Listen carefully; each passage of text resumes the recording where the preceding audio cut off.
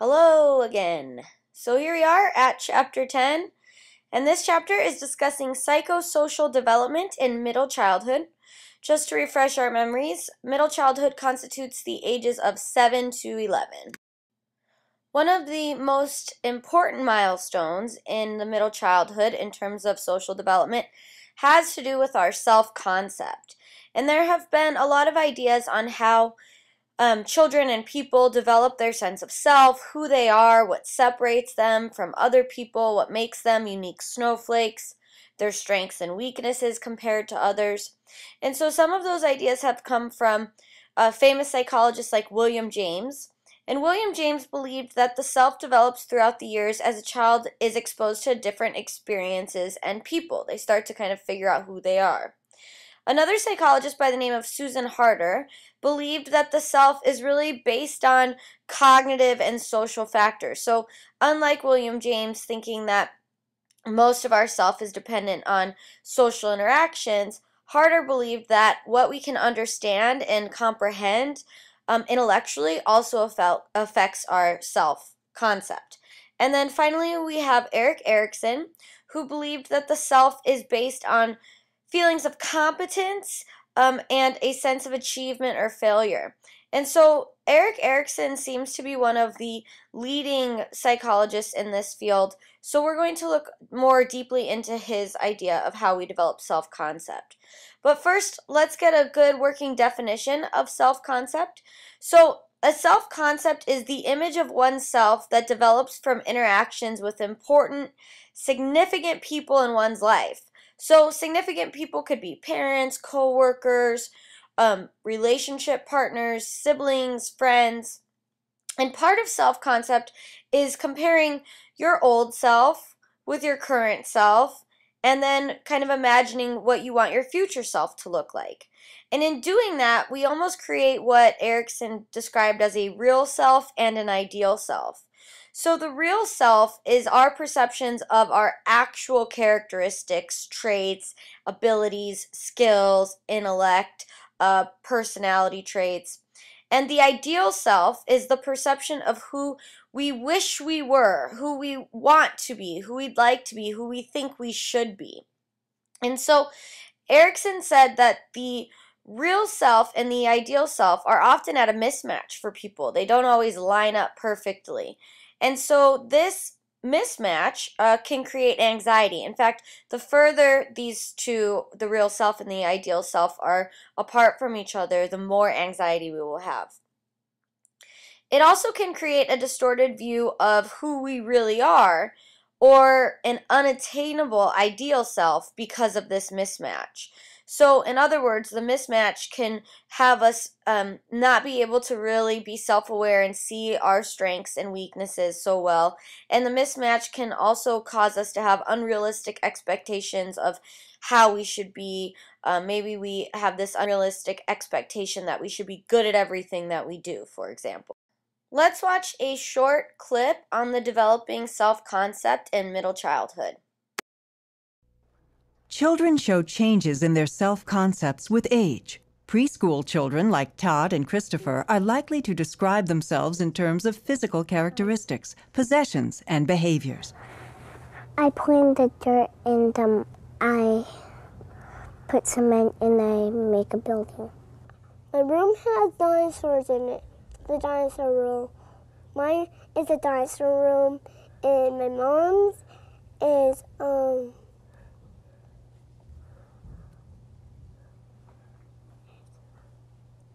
girl room, and my dad's is in the middle, and mine's on the left side, and my mom's on the right side. And I have a dog, cat, fish, hermit crabs, and some couches, 2 couches, and a big TV, and some toys that get lost behind the TV. In middle childhood, children begin to describe themselves in less concrete terms. Like Rachel, Stephanie, and Ricardo, they may describe themselves in terms of group membership. I'm 9, go to the Marlboro Intermediate School. My favorite color is purple. I'm in second grade, and I have one brother, and I like to go swimming. I'm in the 4th grade. I'm 9 years old, and I go to the Western House. In middle childhood, children also begin to describe themselves along more psychological dimensions, as illustrated by 7-year-old Joseph and 8-year-old Jenny. Can you tell me 3 things about yourself? I like school a lot, Very good. and I love art, and I like helping people. Nice, smart, creative. The next concept that we're going to discuss is self-esteem, and it is in fact different from self-concept, although they are interrelated. So self-esteem is really a person's evaluation of his or herself, and one of the ways that we make these evaluations is comparing ourselves to other people around us, which also then leads to our self-worth, how capable we think we are, how good we think we are, how deserving we think we are. So self-esteem and self-worth shape our personal goals. And they shape our personal goals by comparing our achievements and failures and characteristics with others. So for example, I was never good at history, especially when I compared myself to the other kids. I saw that they were really seeming to understand, and I was not really remembering the names and dates as well as they were. So it was never a personal goal of mine to be a historian, because I knew very early on that that was just not my cup of tea and not something I was very good at. But I was always in dance from the time I was 2, and I knew that I was really good at dance. And so when I compared myself to other kids that weren't in dance, I saw that maybe this is where I excelled. And so I continued on with a dance career for a significant amount of time. And so in middle childhood, children learn to identify their strengths and weaknesses, their desirable and undesirable qualities, and their evaluation of the self and development of self-esteem really depend on how they feel about a few different factors. One of which is their appearance. They feel that appearance is a determining factor in their self-esteem. And so in order to develop a self-esteem that's not just centered on appearance, we know that children need to have support from loved ones. They need people to tell them their good qualities and characteristics, especially people that are close to them, like parents or people that they trust. And they need to develop a sense of self-efficacy. So we want to make sure that we are putting our kids in situations where they can feel competent and capable. And all of these things should help to get the focus off of just appearance and more on one's actual talents, penchants, abilities, and traits. One of the determining factors in trying to measure how a child's self-esteem is progressing is looking at how competent they feel in a variety of different areas. When we talk about competence, then, we're really talking about a measure of children's level of self-esteem specifically related to things like scholastic or athletic competence, peer popularity, physical appearance, and behavior. It's important in the development of a child's level of self-esteem that they do feel competent, hopefully in many of these areas or a few of these areas at least. And these 5 levels of competence are things that are important to the child. Children usually feel more competent in some of these areas and less in others. It's unusual for a child to feel competent in all 5 areas. However, if they do, that's great. Self-esteem is determined by which type of confidence the child thinks is important, and then if they are high or low in that specific area. For example, if a child thinks that physical appearance is very important to their self-esteem, and then they feel good about their physical appearance. Or if they think scholastic competence, doing well in school, is very important to their self-esteem, and then they are getting A's on a lot of exams and in classes and things like that, would lead to a higher self-esteem. If you don't see sports as important, for example, but you are good at them, it isn't going to have a profoundly positive impact on your self-esteem. So we need to see that relationship between what a person thinks is important and then them being good at that thing to see a self-esteem that's kind of high. Children who feel supported by important people in their life have self-esteem, and the leading factor in self-esteem at this age is actually having a positive opinion of your physical appearance, like we talked about earlier. So we can kind of think about why physical appearance is so important in the development of self-esteem for children. Psychologists have hypothesized that this is probably due to societal and cultural factors like the media. Overall, the relationship between self-esteem and competence is kind of like the chicken and the egg in terms of which one comes first. We did a study where we found that children who thought that higher self-esteem led to more people liking them being more competent and evaluating their looks positively had higher self-esteem. Whereas children who thought good looks, competence, and other people liking them led to higher self-esteem actually had lower self-esteem. In other words, children that knew that high self-esteem would lead to more high self-esteem, or high self-esteem / confidence would lead to people liking them and then believing in themselves and being more competent, actually did end up leading to higher self-esteem. So I guess it's important then to emphasize confidence and believing in yourself and self-esteem when we're working with kids. However, what do we want to do if we have a child that fails at something? For example, what would you tell a child that tries out for the basketball team but doesn't make it? Would you want to try to protect their little egos by saying to them, oh, you know, you were just so good, everyone on the team was just jealous, that's why you didn't make it? Or do you want to be more honest with them? The truth is that honesty is the best policy.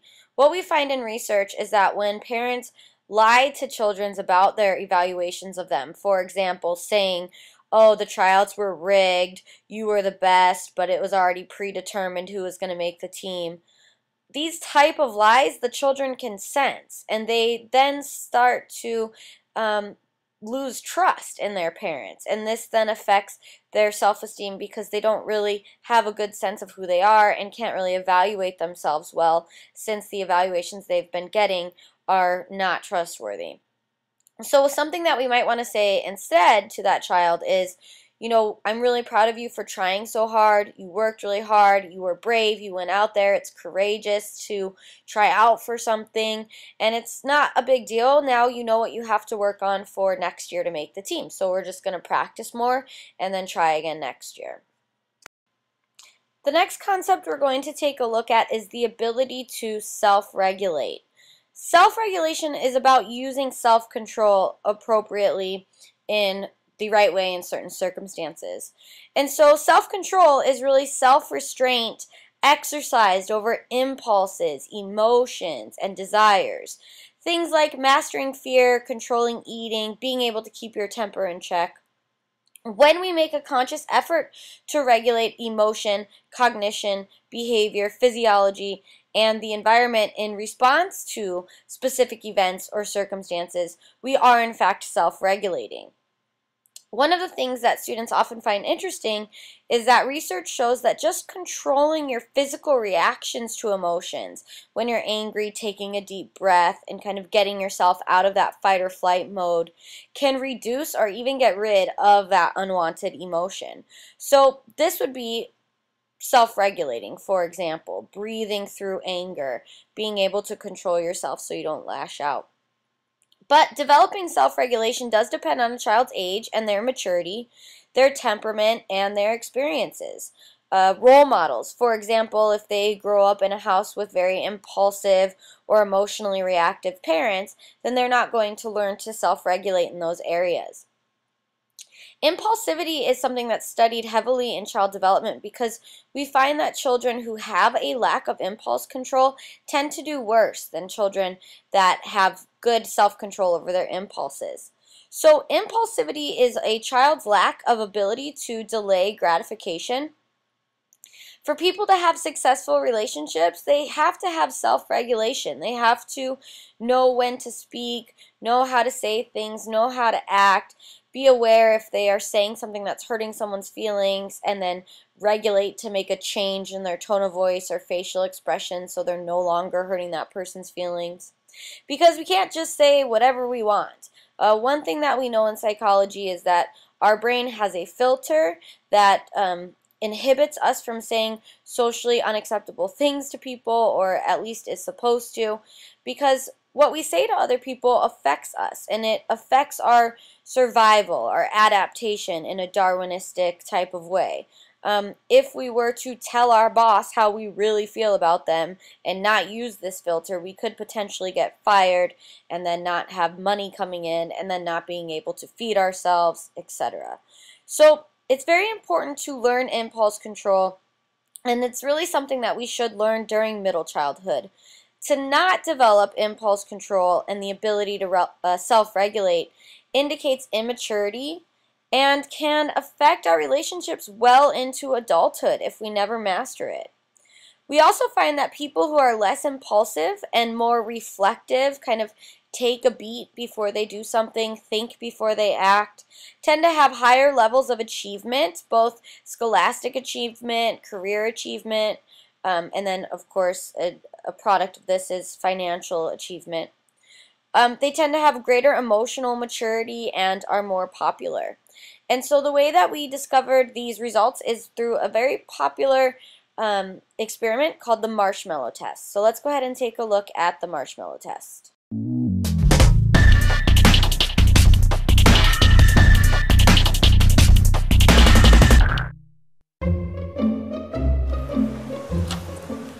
Okay, sit in that chair. All right, here's the deal. Marshmallow for you. You can either wait, and I'll give you another one if you wait, or you can eat it now. When I come back, I'll give you another one, so then you'll have two. But stay in here and stay in the chair till I come back, okay? All right.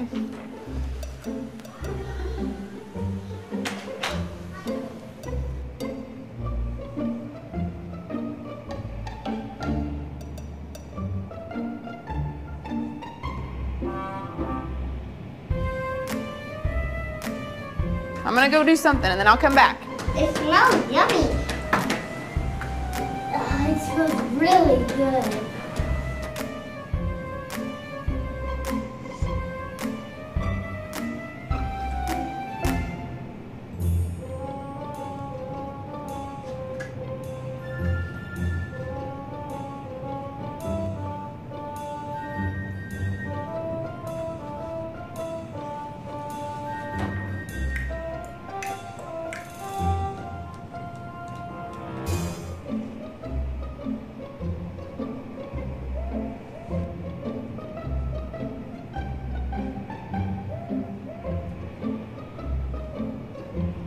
All right, so it's up to you. You can have it now or you can wait. Okay?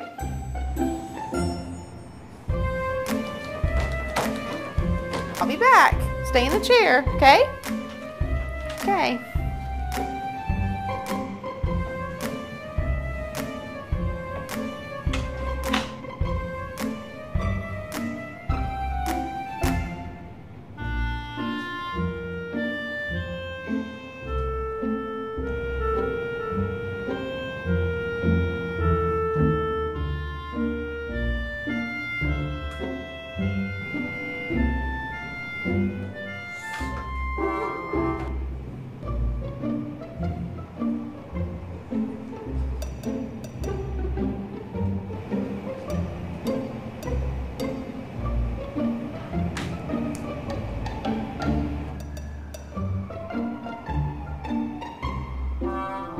All right, so I'm gonna leave and then I'll come back, okay?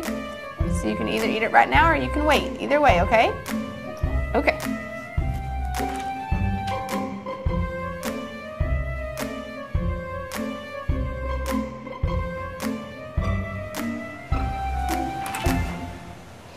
How'd you do? Did you do good? You did? Yeah. You wanted to eat it, didn't you? Yeah. So did I tell you to give you another one? Okay, now you can have both. You need them.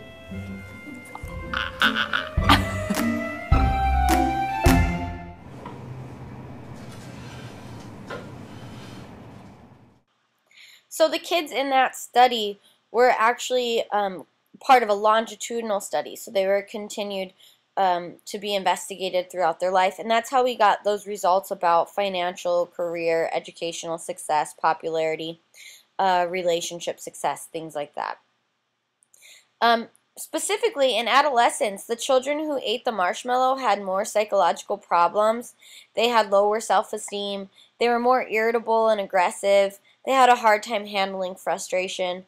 But the children who did not eat the marshmallow, when they were teenagers, we found that they handled frustration better, were more focused and calm when challenged, were more self-reliant and popular, and they got better scores on standardized tests like SATs, for example.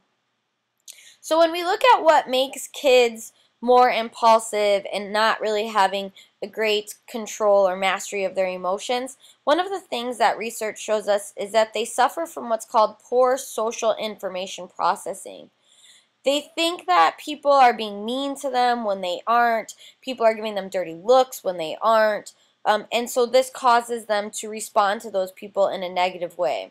In other words, they're taking in information about social interactions incorrectly, and this is then affecting their behavior. Okay, now let's go ahead and pause the video and head on over to Moodle to complete lecture activity 1, and then come right back here to resume the lecture.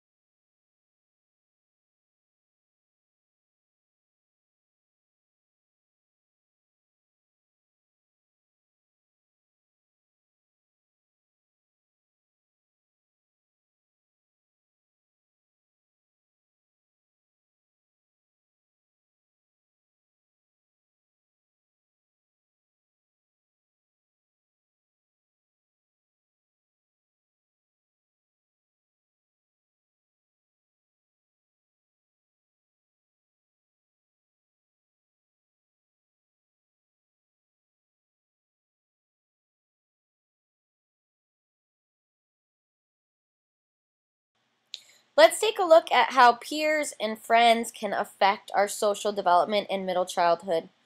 Peers are considered youngsters who are similar in age, usually within 12 months of one another. In middle childhood, peer interactions increase to about 30% of all interactions.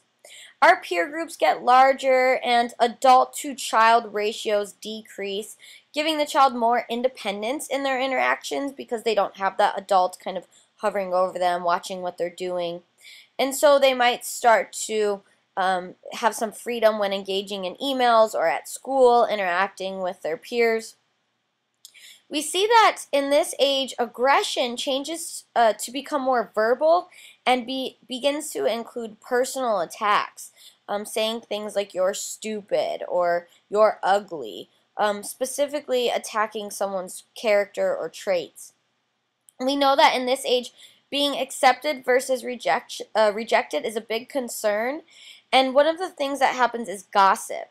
And so it's said that gossip really starts to facilitate the who's in and who's out process, who's cool, who's not cool. The development of cliques starts to occur, and people start to feel excluded and left out, or they start to feel included and popular or powerful. But we do find that peer rejection directly impairs children's adjustment. When they are spoken to negatively and excluded from social activities, this can have long-lasting effects on their ability to trust other people, be vulnerable with other people, and can lead to things like social anxiety well into adulthood. The next concept we're going to look at is friends. And so friends are defined as non-familial relationships that offer feelings of warmth and support. Children generally search for friends that are psychologically compatible with them. In other words, they perceive the world similarly to how they perceive the world. They have the same likes and dislikes. They have the same emotional maturity. And realizing that friends must adapt to one another's needs really marks a developmental milestone, showing healthy development. So when we kind of align ourselves with someone that's at the same emotional maturity as us or sees the world the same way we do, and then we're able to kind of empathize with them if they're having a hard day and adjust the way we're interacting with them on that day, maybe being extra nice to them. This would indicate healthy social development and something that we do want to see. So let's go ahead and take a look at what friendship looks like at different ages and in different cultures with this video.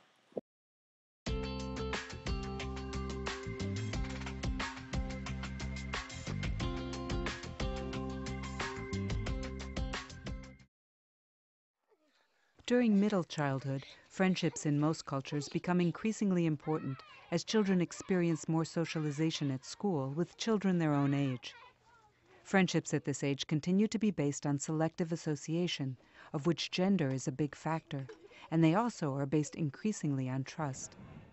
In a rural village in Botswana, 8-year-old Gracious attends 3rd grade at the neighborhood elementary school. She is bright and outgoing and is drawn to friends with similar characteristics, which is typical for children her age. Who's the friend you like the most? My best friend is Neo. I like the way she dresses and carries herself. Together, we do our homework, read, and play together. We played hide and seek at night with some of the kids from our neighborhood.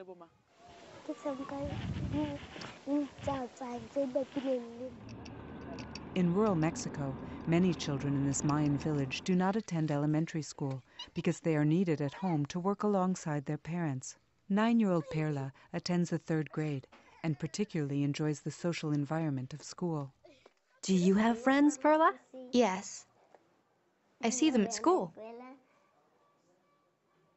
Are they boys or girls? They are girls. Perla's preference for playing with girls is very common at this age. Boys tend to play with boys and girls with girls. Studies have shown that boys generally engage in high-activity, aggressive, competitive play with their friends, whereas girls spend time in quieter, more cooperative play. Julie is a mother of 8, 7, and 3-year-old boys living in a suburb in the United States. She notices their style of play is very aggressive compared to their girl peers. I have 3 very active, rambunctious at times, athletic boys. Life in my house with 3 boys, it's chaotic. Everything is done to keep the chaos to a minimum. I feel like my saving grace with the boys is that they do love athletics. With sports, you have a little bit of discipline, especially in football, and it's aggressive, and they love that. In contrast to Julie's rough-and-tumble boys, both Gracious in Africa and Perla in Mexico play more imaginary games with their friends. I enjoy playing house with my toys. What toys do you have? Dolls. Who do you play dolls with? With my sister. And do you have friends who are boys? Yes. I play more with the girls. Why do you play more with the girls? Because the boys push when we play. The boys, they choose to play with boys. Our grade has a lot of boys in it, more so than girls. But in my family, they have mostly girl cousins, so they enjoy that too. It is just like a mini vacation if a girl is over. I mean, they just want me to sit up at our table, they sit down, they're like talking, there's no fist throwing, it's just really, really pleasant. Versus when boys come over and it's just, just how active can you be? What can we do? And it's just like a lot of running up and down the stairs, switching interest really, really quick. Boys and girls don't play the same. How do boys play? Boys beat others. Girls play properly.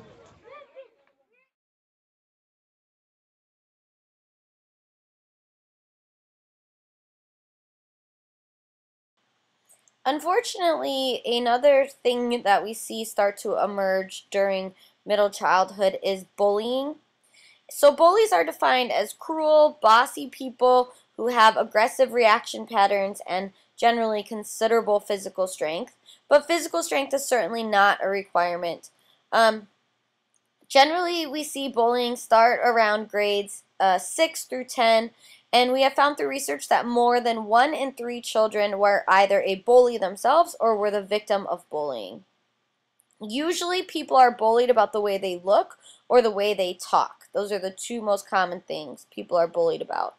Studies show that victims of bullying tend to have lower self-esteem. They often have poor academic performance, depression, they can become violent or even suicidal. And so there's 4 major causes of someone becoming a bully. The first one is indifference by parents, maybe not really being cared after, paid attention to, neglected in some way, or just their parents are overly permissive.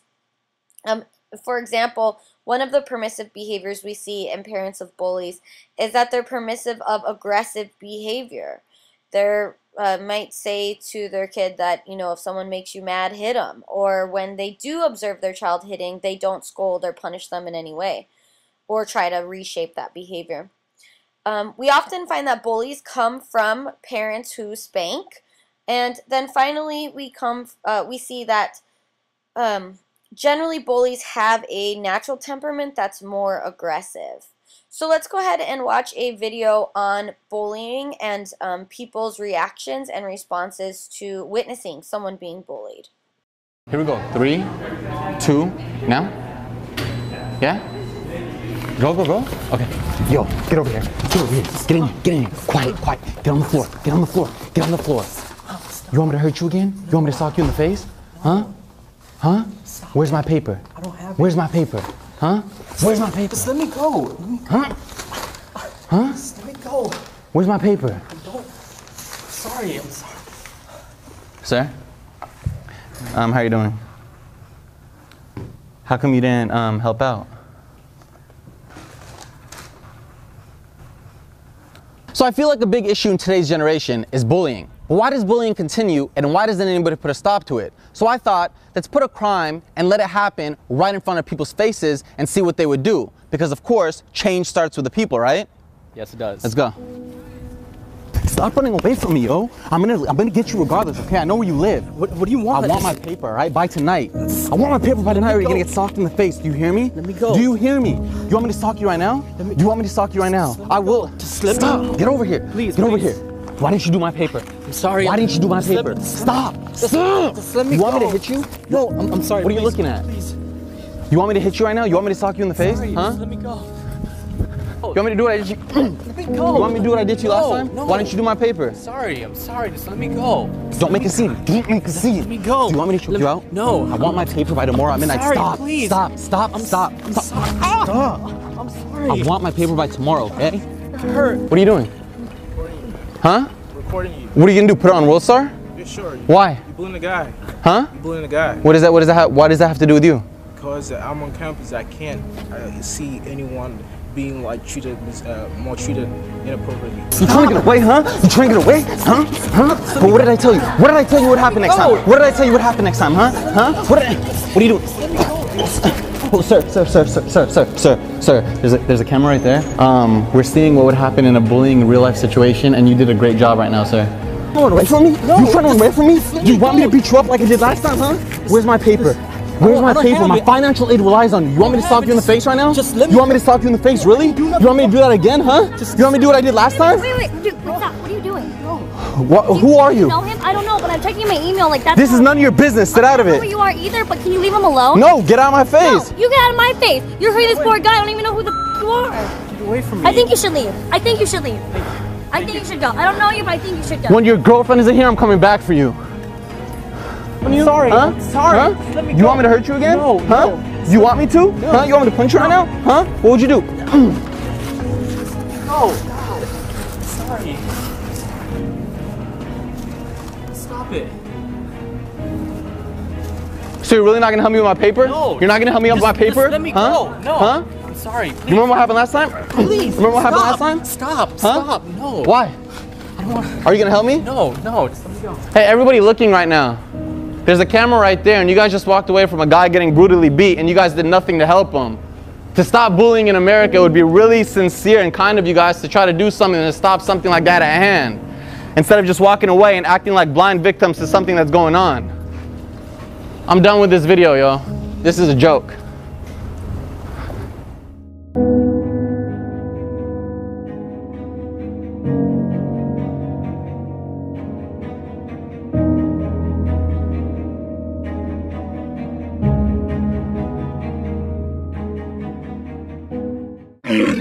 I mean, I know I'm a very small girl, but honestly, when I just see any person hurting anyone, especially physically, like I have to step in. He was about to get really hurt. I was about to beat him up.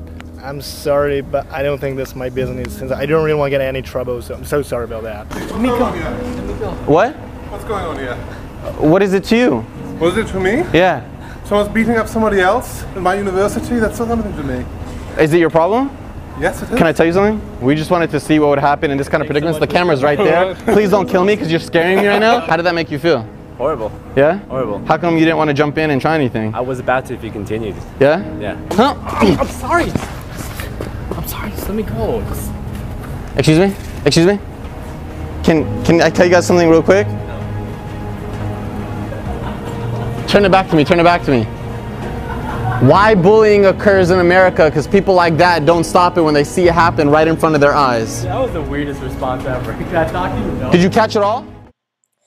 As you know, school doesn't just teach us mathematical facts or facts about history. While it does that, it gives us general information and knowledge. It also teaches us a variety of other skills that we use throughout our lives. In one study, the psychologist by the name of Rudder found that good behavior and academic success also depend on the school. So we know that better schools tend to emphasize academic success. Teachers will clearly set expectations of the students. They effectively use rewards and punishments. They provide comfortable, warm environments. And they do insist responsibility on the part of the student. An optimal learning experience does require good instructional leadership, and the culture of the school is set by the teachers, the principals, the parents, the proctors, anyone who works at the school. And so we want to see these leaders create an orderly environment and encourage parents to be supportive. As I mentioned earlier, schools affect development more than just intellectually or academically.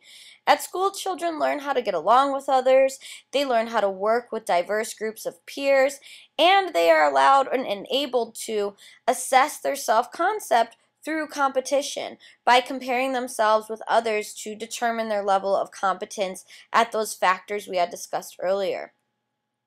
So, we're going to now watch a video on a school who seems to be really doing a great job at teaching kids ways to develop healthy social and emotional skills. So let's take a look at what that school is doing. Swine flu snake greeting. Morning, morning, morning, morning, morning, morning, morning, morning, morning. At Carithers Middle School, the day begins with goofy games, which are often followed by serious discussions. Okay, we've been discussing bullying all week long. The 20 minutes spent in this daily morning meeting is a critical component of Jefferson County, Kentucky's district-wide Care for Kids initiative, which seeks to build positive, caring learning communities. There's a pretty complex puzzle that we have to put together to have a successful school. But a foundational element of that puzzle is the culture and climate of that school. And when students feel safe, hello, sweet girl, you have a good day, okay? When they feel that that culture and climate supports them, when they feel cared about not only by the adults in the school, but by other students in the school, they can do their best. Look at the name and think of something nice to say about that person. Good morning, Storm. Good morning, Deidre. I like your humor. It isn't touchy-feely stuff. It's core social skills that gives students the experience and the knowledge to work effectively with others. Thanks for always being nice. It's teaching kids how to care for one another, how to be a bigger person, and how to resolve conflicts. When the cold wind blows, it blows for whoever has on shoes. Oh! When you give us activities where we're able to move, get all our noises out before school and stuff, it gets us more hyped about learning. Less instructional time is lost because we're teaching the skills up front, and so that when it is time for academics, we're learning and we're not stopping at various times to address conflicts, and it's teaching the students how to have ownership and have voice. Tell Jasmine what you think is special about her. I like when you share with me. Thank you, Carolyn. They're excited, they want to be here. I've had parents say, you know, my daughter's sick today, but she cried because she really wanted to come to school. You know, what are you all doing? Thanks for filling my bucket. How did they fill your bucket today, Jasmine? Because they was being nice to me. Stay alive, don't run, don't run. I like this program, and I see this program that's been implemented, and it works because I was here, and I seen it for myself. See you tomorrow, okay, buddy? At the end of the day, those kids getting on those buses with a smile on their face. My job is done. I can safely go home and say, you know what? When they came this morning, they had smiles. And when they left, they had smiles. Our job is done because I'm caring. Your mom's outside. Your mom's right there, Madison. For more information. So is it important for our kids to engage in extracurricular activities? Activities that happen before and after school, hanging out with family members, hanging out with sitters, being around other people and involved in different programs prior to or after school. Well, what research finds is yes, it is important and can have a positive effect on the child's development. One study found that kindergartners and first graders that were in extracurricular activities scored higher on cognitive tests than those that were not. We also know that playing sports, for example, leads to better problem-solving scores, academic achievement, social competence, learning to work with others. So we find that children who engage in these extracurricular activities tend to develop in a very healthy way. In elementary school, which is what children are usually in during this age group, they face challenges of achievement and competition in a pretty overt way for the first time. They're really able to get a realistic look at how they compare to other people. And so this affects the way that they learn, this affects their self-esteem, this affects their level of self-efficacy and competence. And so it's really important that we do make sure we put kids in activities that they can shine in and that they can feel good about themselves in. So let's take a look at television and how it affects the cognitive development in children that are in the age group of middle childhood. So children between the ages of 2 and 11 years old watch 23.4 hours of TV a week on average. And television has a greater effect on development than any other form of media. For example, video games or social networking, for example. So one of the problems that we see with television watching is that the cognitive structures that children create through play or what their parents have taught them can be altered by what they see on television, because children do tend to learn and remember what they see, and they can and do apply these concepts shown to them on television into their life. The good news is that television tends to have little impact on vocabulary and creativity, so it doesn't hurt, but it also doesn't really help those areas either. We know that watching TV more than 30 hours a week does tend to interfere with academic achievement, however. So let's go ahead and take a look at TED Talk. It's pretty lengthy, but it does give really great insight into how specifically television affects the cognition abilities within the developing brain.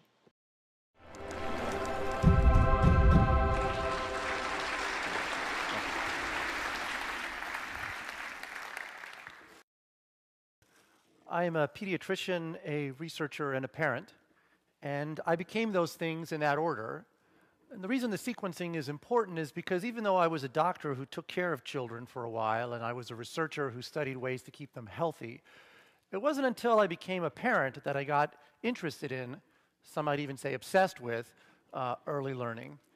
It was 14 years ago when my son was born, and I took a month paternity leave to be with him in his 3rd month of life. And now in retrospect, as a pediatrician, I should have known better because I opted for the time when colic crescendos. And I spent that month with him in a snuggly, bouncing on a big blue ball and watching more daytime television than I have in my life, and noticed that he was actually interested in it. As much as I like to believe that my 2-month-old was following CNN as closely as I was, it was obvious to me that he wasn't, and yet something about that experience was important to him. Now, why do these early experiences matter? The typical newborn brain is 333 grams. And in the first 2 years of life, it actually triples in size. It's an extraordinary period of brain growth, unparalleled over the life course. And you can see that here. Here is brain growth over the lifespan. And you can see how steep the rise is early on. And it continues to grow until about age 20. And I'll let you guys in the audience find yourselves over on the right there and see why you had such a hard time finding your car keys this morning. Now, we're actually born with a lifetime supply of brain cells or neurons. That's not what actually grows. It's the connections between those brain cells, what we call synapses, that account for that brain growth. And those synapses form based on early experiences. If you will, the mind is fine-tuned to the world that babies inhabit. And to give you an example of that you can all relate to, any child born anywhere in the world can learn to speak any language fluently. But if she isn't exposed to certain sounds early in the first few years of her life, she can learn to speak another language later, but she'll never sound like a native speaker. So a baby born today in mainland China, as amazing as it is, can learn to speak fluent Mandarin. But if she doesn't hear English sounds early in her life, she can learn to speak English later. But as we all know, we know such people, she'll struggle making certain sounds. It wasn't because she wasn't born with that capacity. It was because her early experience didn't condition her mind to learn them. Now, this graphic actually shows just that. What you see is the brain, and you see the neurons and the synapses connecting them. We're born with about 2,500 synapses. By age 3, we have 15,000. And then over time, those connections are actually pruned in response to the external stimulation, the external world that we live in. Now, to give you another example of that, this is the breathing pattern of a 1-day-old infant listening to music. And you can see here that he's listening to Mozart, and then Stravinsky is put on, and then Mozart again.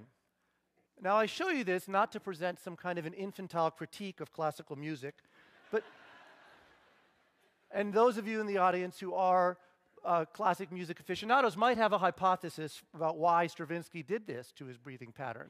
But the point is that even at 1 day of life, there's a discernible physiological reaction to what babies are actually hearing.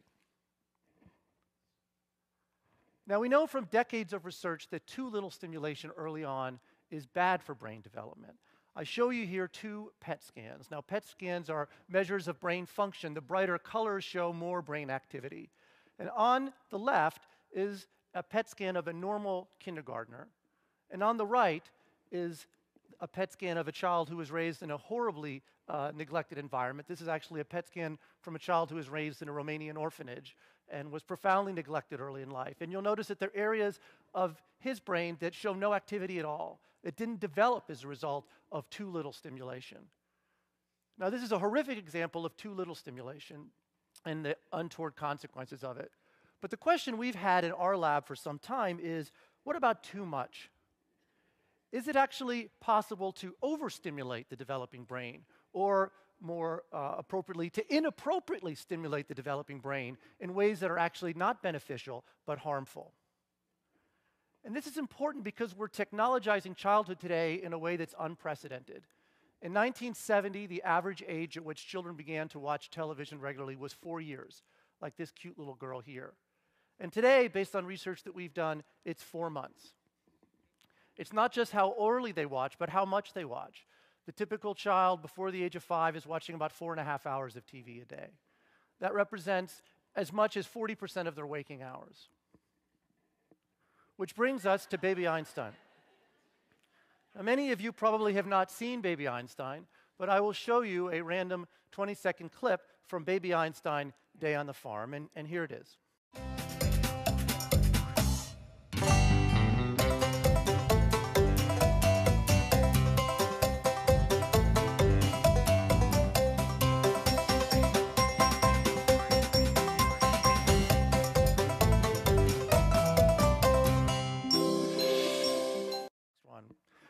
In that 20-second clip, there were 7 scene changes, about 1 every 3 seconds.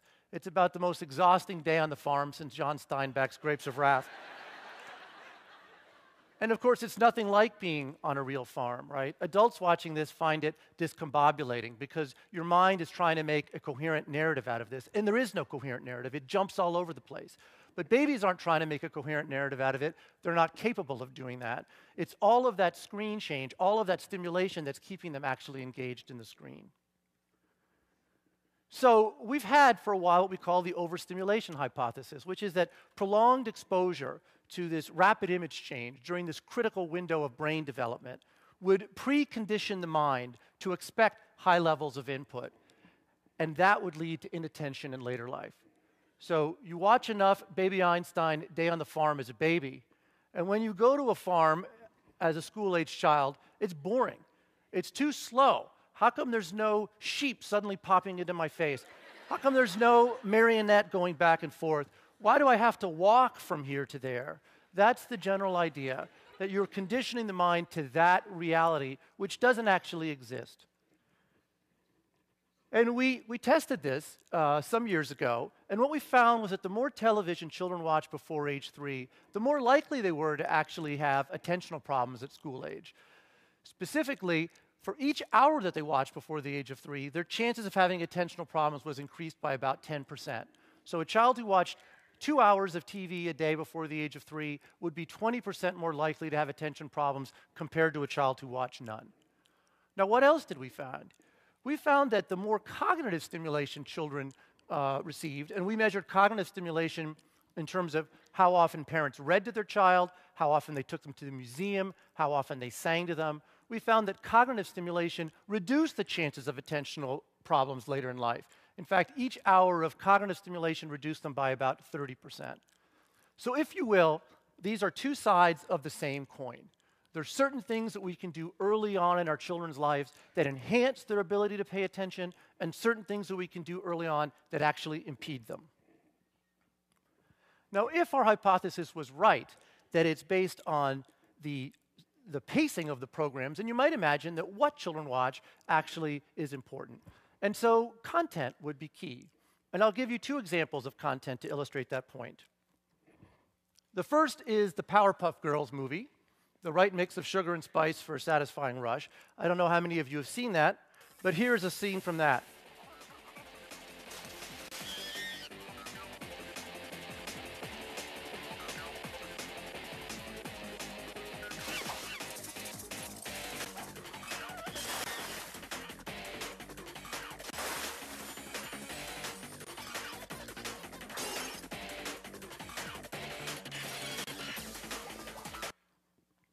Okay, so that was, again, you can see a lot of rapid sequencing. In fact, this was the first movie that was ever rated PG for non-stop frenetic animated action. I'm not making it up, that's the back of the box there. Now, I want to contrast that with something that I'm sure you're all very familiar with. Really needs no introduction, but this is a clip from Mr. Rogers for you to watch.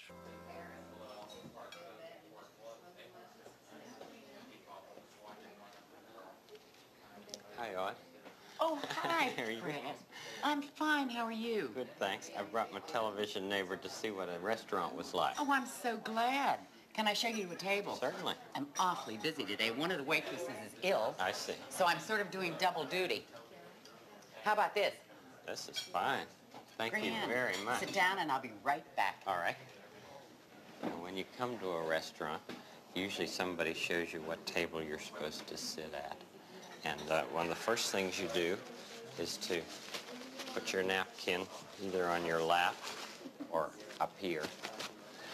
And then, well, this is the way a table is set. So,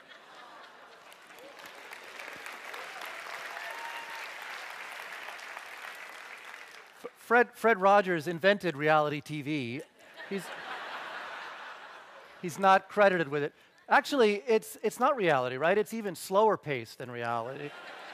The waitress says, "I'm awfully busy," but she doesn't seem the least bit hurried.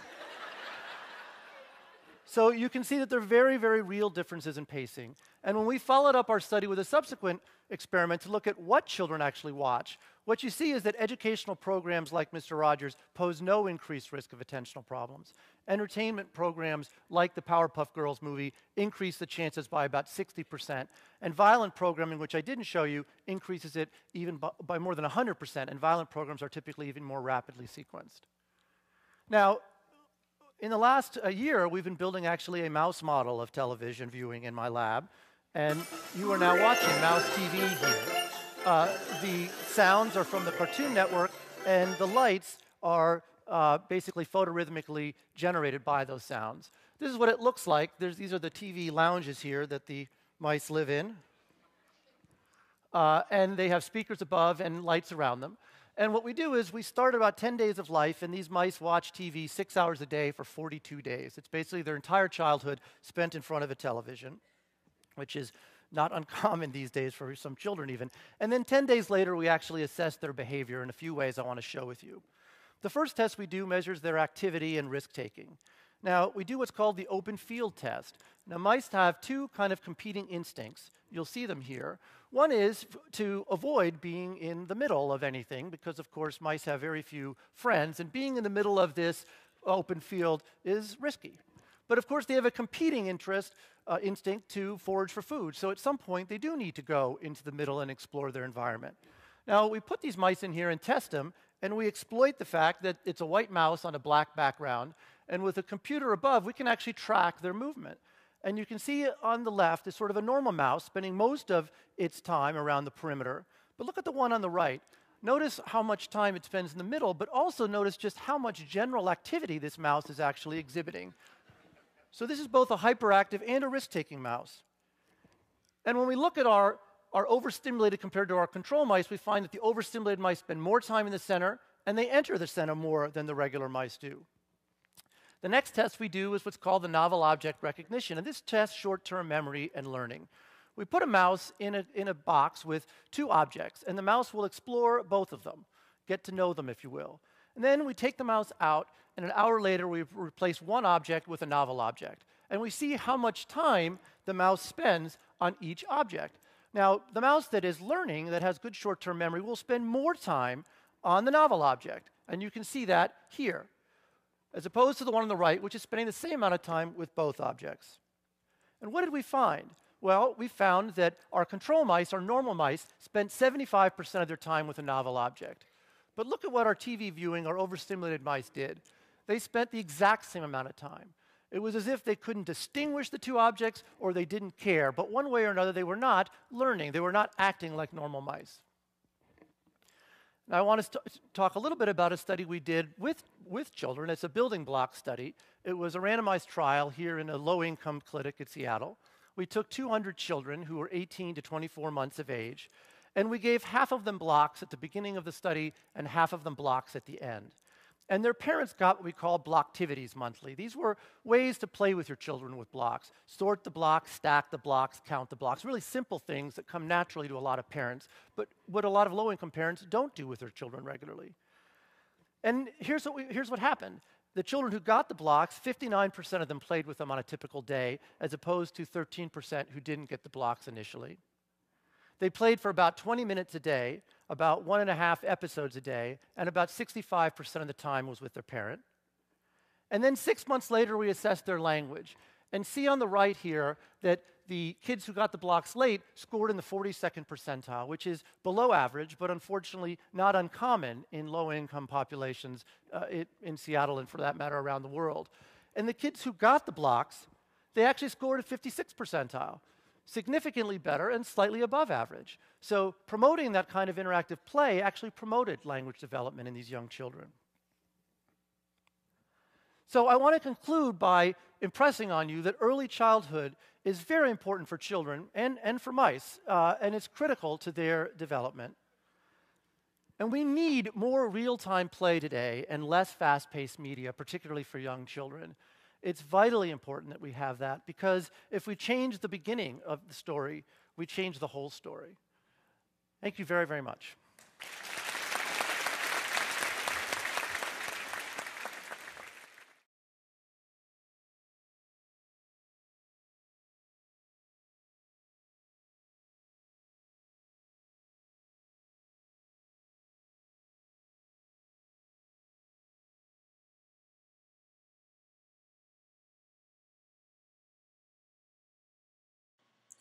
There's been a lot of talk recently in the media about the relationship between violent television and violent video games and aggressive behavior in children. 3,500 studies have actually looked at this relationship, and only 18 of them did not find a relationship. So generally we're finding that violent video games and violent TV is correlated with aggressive behavior in children. Does that mean it causes aggressive behavior? No, certainly not. But it means that it's one of the factors that can contribute to violent behavior. In addition to maybe having been the victim of bullying or depression or a home in which there's domestic violence. The effects of viewing televised violence are more intense for children than they are for adults, however, because adults are able to kind of make sense of the violence and know that that's ketchup and not blood. But for children, they're not desensitized to this type of violence yet. So it's very profound in terms of how it impacts their brain development. One of the things that we are concerned about in psychology is this idea of desensitization. That as children watch more and more violence, it seems more and more normal or less profound. And this can lead children to lose the ability to tell the difference between reality and fantasy in terms of violence. Let's take a look at a clip on the effects of violence in film and television on children.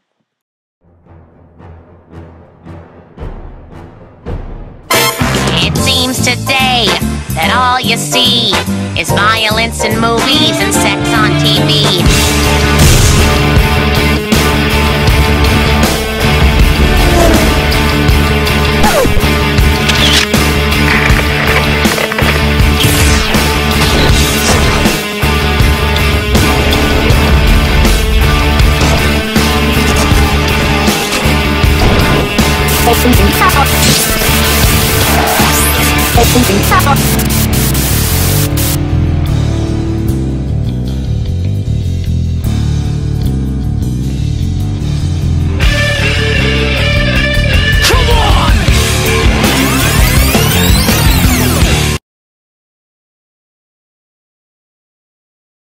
Film and television can have a significant influence on the meaning, spirituality, and identity of the students in our classroom. In our day-to-day routine, the television is often the first thing switched on in the morning and the last thing switched off at night. Television and film have become such a prominent part in our modern-day lives that their potential influence needs to be addressed by both parents and educators. The power of observational learning has long been associated with the effects of media violence. Children spend an average of about 40 hours per week with various types of entertainment media, and more than half that time is devoted to watching television, videotapes and DVDs. Studies have demonstrated that youngsters are exposed to an astonishing amount of violence when they watch TV. The National Television Violence Study, a large-scale study of the content of network and cable television shows conducted in 1994 to 1997, revealed that 61% of programs contained violence. 44% of violent actors were enticing role models, the good guy. 75% of violent actions occurred without punishment or condemnation. And 51% of violent actions were sanitized as they featured no pain.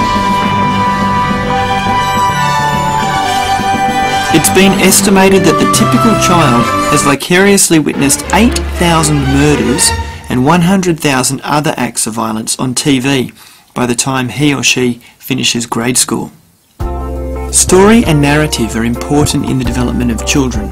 It gives us the thread to help us construct meaning and piece together our own personal story whilst drawing on facets of cultural stories. Traditional stories handed down from family, home, religion, school and culture are basic sources for what helps us to shape our values and images of life. Nowadays, the stories and narratives from film and television are superseding these traditional stories. Rather than growing up in homes where elders told most of the stories, today, television is the biggest storyteller. The overall aim for educators is to help students to give more thought to the way that the cultural elements in film and television enter into their lives. This will hopefully allow and encourage students to eventually watch television and film with a more critical and discerning eye. By enhancing students' critical interpretation, we are educating our students to be more informed and to theorise about the potential influences of issues they are exposed to as a television and film audience.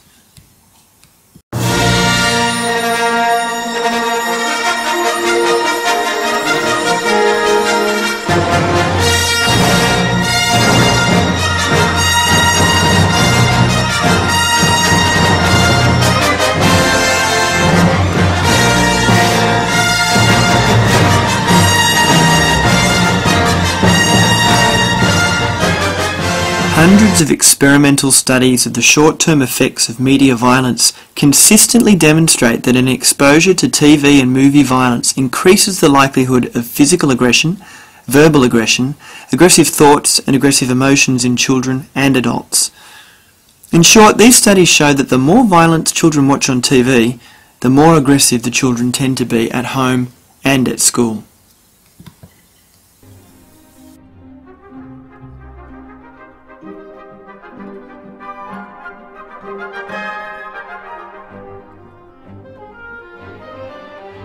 Do you recognise this woman? How about this guy? You may never have bought one of her albums or listened to his radio show, but whether you like them or loathe them, you know who they are and you know what they stand for. The point is, we cannot control the exposure our children have to film and television, so as educators we need to empower our students to become inquiring, critical evaluators of culture. Through this empowerment, our students will become better informed, more discerning, and less naive about the influence of film and television on people's values and behaviour.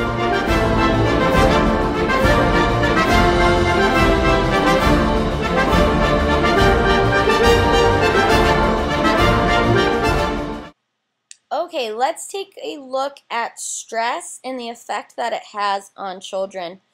Stress is defined as anything that upsets a person psychologically and physiologically. People are more successful in dealing with stress and anxiety if in their childhood their needs were met. So when we refer to needs, we often take a look at a theory created by Abraham Maslow. And so you can see on the slide here Maslow's hierarchy of needs. And he says that we all have these 5 basic needs. And these needs need to be met in this order, starting at the bottom, working up to the top. The idea as it relates to children is that if their lower level needs are not met, then this produces a lot of stress. So the lowest level need is physiological needs, and this is the need to satisfy hunger, thirst, fatigue, just our primary needs that we have in order to survive and function. For example, we know that children who don't eat breakfast experience low levels of energy and have a harder time concentrating in class. The next need are our safety needs, and so children and all of us have a need to feel secure and safe and out of danger. If a child is a victim of verbal, sexual, physical abuse by parents, adults, peers, or if they're living in an unsafe neighborhood, if there's a lot of financial burden like poverty, all of this can create stress, anxiety, and insecurity in the child. The next need that we all have is belongingness and love. We need to be with other people, and we need to be accepted and feel like we belong to a group or a family. Children are no exception to this. They need to feel wanted and accepted. If not, we see that they generally have low self-esteem and often engage in inappropriate or risky behavior to get attention, promiscuity, drug use, criminal activity. The next need, which are more higher order needs, are esteem needs, which is the need to achieve, to be competent, to gain approval and recognition. And children have these esteem needs as well. We know that good self-esteem leads to a desire to excel, to get praise and rewards, And when we do have those praise and rewards, and when we are excelling, this all just keeps this cycle of motivation going, where we want to keep excelling and doing well, and our self-esteem just gets progressively better. And so we do want to be praising and rewarding our kids then. The final need, which is at the top of the pyramid here, is often not reached. It's seldom reached, in fact. And this is when people have sufficiently satisfied their lower needs and achieved their full human potential. We feel restless and tense as adults if we aren't being all that we think we can be, if we're not working up to our potential. So while no one is arguing that children can become self-actualized, because we've never seen that before, and based on what we know about the developing brain and the developing child, that's probably not possible. But we still can direct children towards being authentic and finding their passion and finding meaning, engaging in hobbies, things that they enjoy that make them feel creative and self-sufficient, so that hopefully as adults they can be on this path already towards self-actualization. Okay, so to help children cope with stress, what we need to do is talk to them, listen to them, give them as much detail about whatever situation is stressing them out that they can handle. You have to keep it kid-friendly, not too much information or information that's over their head, but just the right amount. And you want to make sure that you're asking questions along the way to make sure that you're not giving them too much information. So, for example, if you were going through a divorce, you'd want to give them an appropriate amount of information and check in with them by questioning if they are understanding how they feel about it, so you know that you're not overwhelming them. When children are stressed, you want to give them advice. You don't really want to let them internalize that stress. In other words, blame themselves, feel like failures, think things are their fault, or that they're a bad person.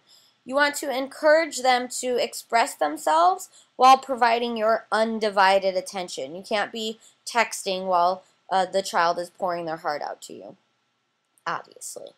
You want to assure them that home, school, friends, these are safe places, these are comfortable places, these are friendly places, and so when they're at those places, they don't have to feel stressed out, they can feel a little alleviated in terms of anxiety at those locations. We find that children that are anxious tend to encounter 4 main problems. They find it harder to calm themselves in stressful situations. They find it harder to use their intellect and creativity.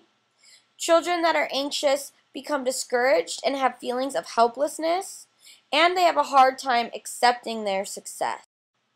Children react differently in the face of stress depending on 3 main factors, and those factors are sex, age, and temperament. In terms of sex, we see that boys are more vulnerable to stressful events because people try to shelter girls more from stress, and they don't really shelter boys as much from stress.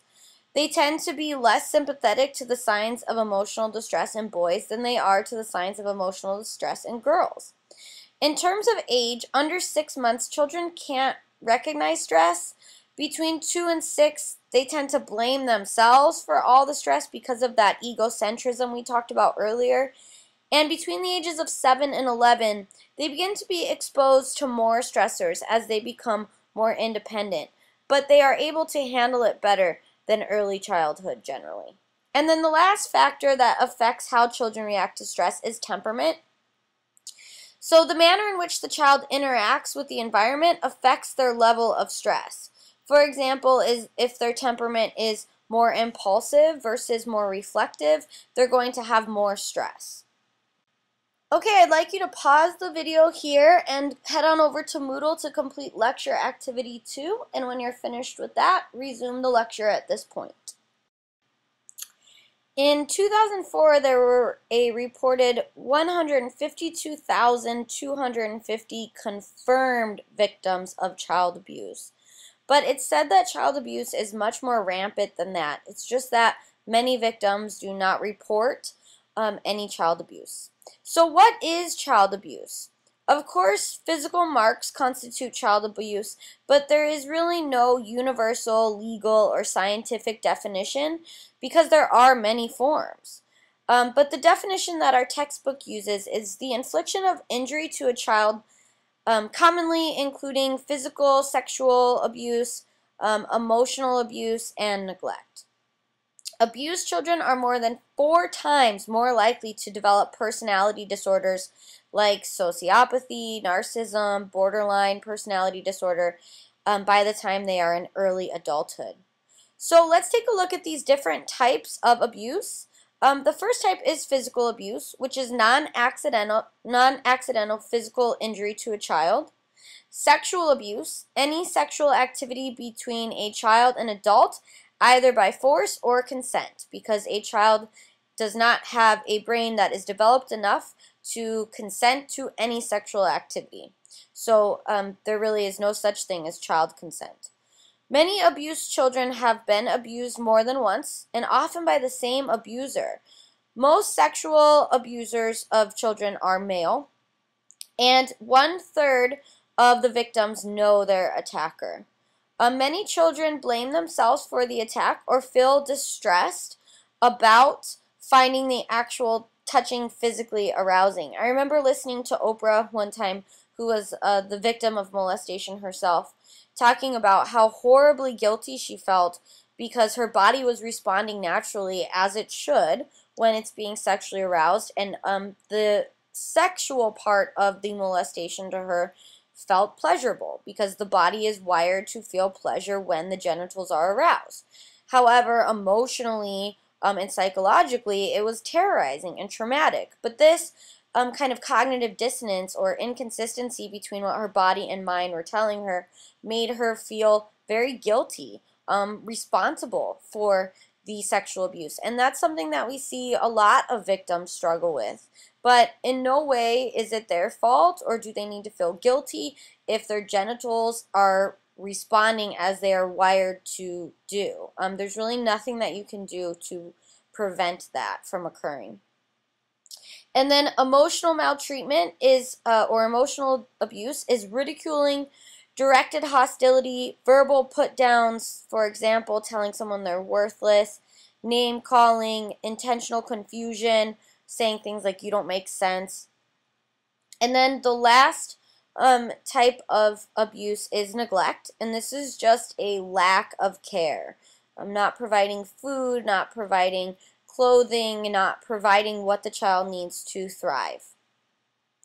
Let's go ahead and take a look at a video of about child abuse, about the incidence of it, the causes of it, signs of it, things like that.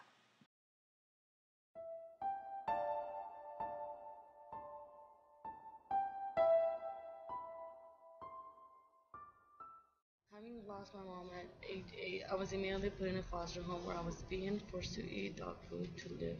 I had to wake up at 4 every day to clean up the backyard and to clean after the dog. And if any poop was left, I had to eat it.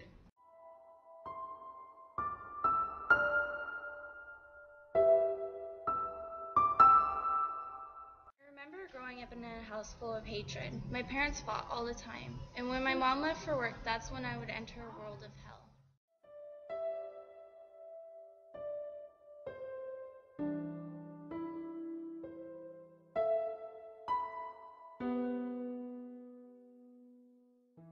I couldn't tell anybody. I was too scared to getting hit more, which at times seemed like that couldn't happen because I was so numb to the pain.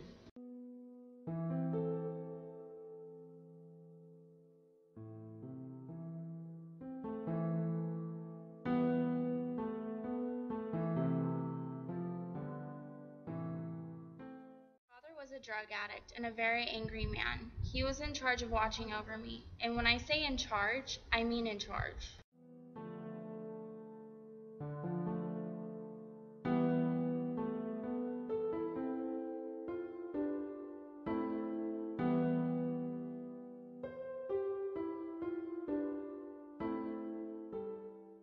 I was made to hit my siblings. They were the ones who beat me. My life consisted of just focusing one day at a time and wondering what was going to happen to me.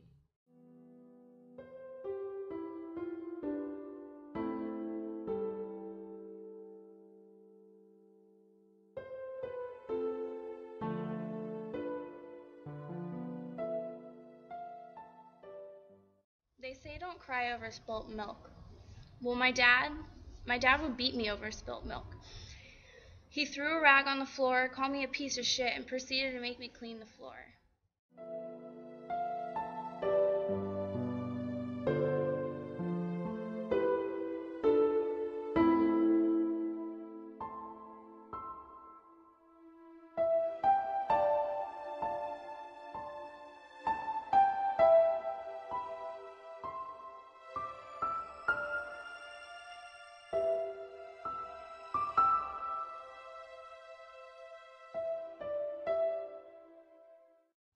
I came to a point where I had to pretend to cry, or my abuser were going to keep on hitting me, because I couldn't feel the sting anymore.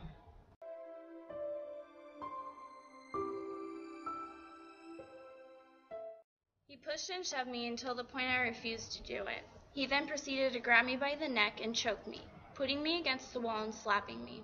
I didn't even cry, because I knew if I did, he would only hurt me more.